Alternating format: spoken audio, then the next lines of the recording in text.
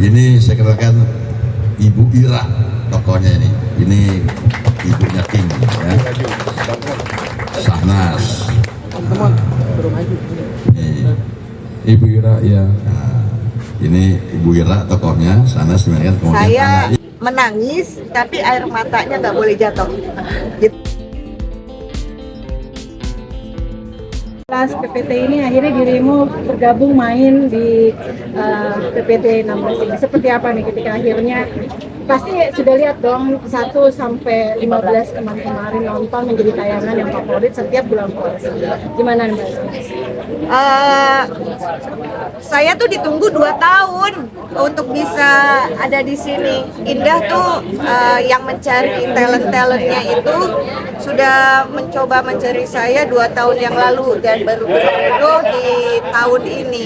Kemudian yang menarik lagi adalah saya pernah berjumpa lewat layar sama Pak Tito, sutradaranya, di mana waktu itu Pak Tito menjadi editor proyeknya Bang Haji ya, jembatan yang terputus, dan saat ini saya disutradarai oleh Bang Tito. Kemudian pertanyaannya adalah ini sesuatu yang menyenangkan tetapi menjadi tantangan. Kenapa? Karena tidak boleh improvisasi. Jadi mesti menghafal karena setiap kata itu mengandung arti yang dalam.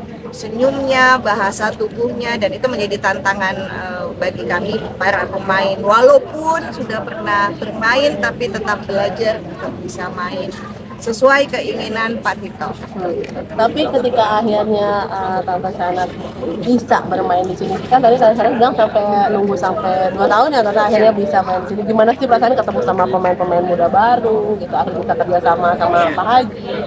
Saya mesti nanyanya sama, tunggu, saya minta izin untuk sama King ya di sini. Ini boleh dipinjem ya? Oke. Pak Tito, gimana caranya Pak Tito memadukan pemain lama dengan pemain baru Pak Tito? Pak Tito ngomong apa sama teman-teman? Aku yang pengen tanya Tante. Sebetulnya yang kami cari adalah sosok ibu yang memang ibu, artinya yang secara pengalaman real juga sudah mempunyai anak, dan memang butuh seorang sosok ibu yang smart, cerdas, karena sosok Ibu Ira ini adalah seorang ibu yang survival. Dia tinggal sama suaminya, dia begitu tulus, sabar, ikhlas, tapi anaknya yang masih belum terima bapaknya seperti itu. Sementara anaknya dengan komunitas punk, dia terhadap semua orang nggak ada urusan, nggak ada sopan satu segala macam. Tapi begitu ibunya telepon atau nyuruh, langsung berangkat. Artinya tetap ada nilai yang baik yang diajarkan sama Ibu Ira. Dan kenapa Mbak Sahnas ya? Yang paling tepat. Ya jodoh. Yang paling tepat menurut seorang Ibu Ira, Mbak Sahnas. Jadi sebetulnya Pak Tito itu bisa membuat kami, mungkin saya lah ya gitu, pemain yang sudah lama dengan pemain yang baru ketemu di tengah. Jadi yang lama mesti turun, yang baru mesti ngejar, begitu ya. Jadi itu yang terasa, dimana saling menghargai, menunggu. Karena ada satu adegan yang Pak Tito bikin, yang tulisan naskahnya tuh bagus sekali, ngomong dari hati ke hati mengenai bagaimana anaknya ini tidak boleh membenci ayahnya. Seorang ayah yang meninggalkan anak laki-laki di usia 5 tahun pergi begitu saja. Nah, tapi ibunya tetap membuat ini anak menghargai ayahnya. Ada satu adegannya itu di meja makan ya Pak Tito ya. Adegannya di meja makan, hadap-hadapan, dan saya sama King, Aga nama aslinya, kami mesti membangun mood dulu. Jadi sebelum masuk ke lokasi itu bolak-balik pengulang bacaan, bolak-balik untuk mendapatkan emosi, sampai akhirnya bisa Pak Tito mengarahkan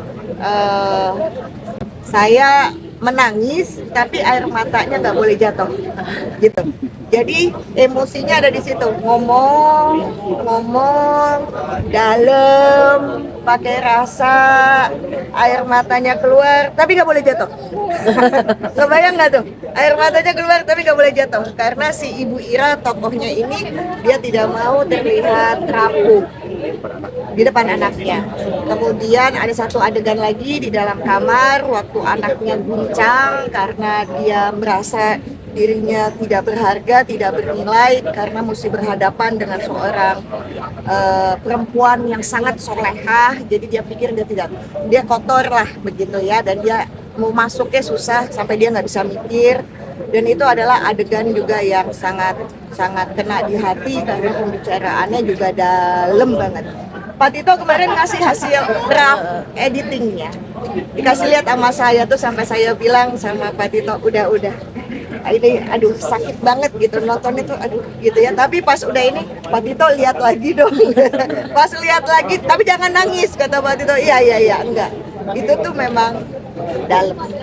Jadi memang ternyata kuncinya adalah seseorang yang sudah punya pengalaman bermain di banyak judul, dia mesti melepaskan yang kemarin, dia menjadi sekarang. Kemudian yang baru-baru juga diajak oleh tim dari talent gitu ya, kan ini kan ada sekelompok talent koordinator yang nempel terus nih sama anak-anak muda ini. Bagaimana ketika dia berhadapan dengan pemain yang senior, udah nggak ada bercanda, yang tadinya pecicilan langsung diem, langsung konsentrasi karena ditakut-takutin kan sama mereka.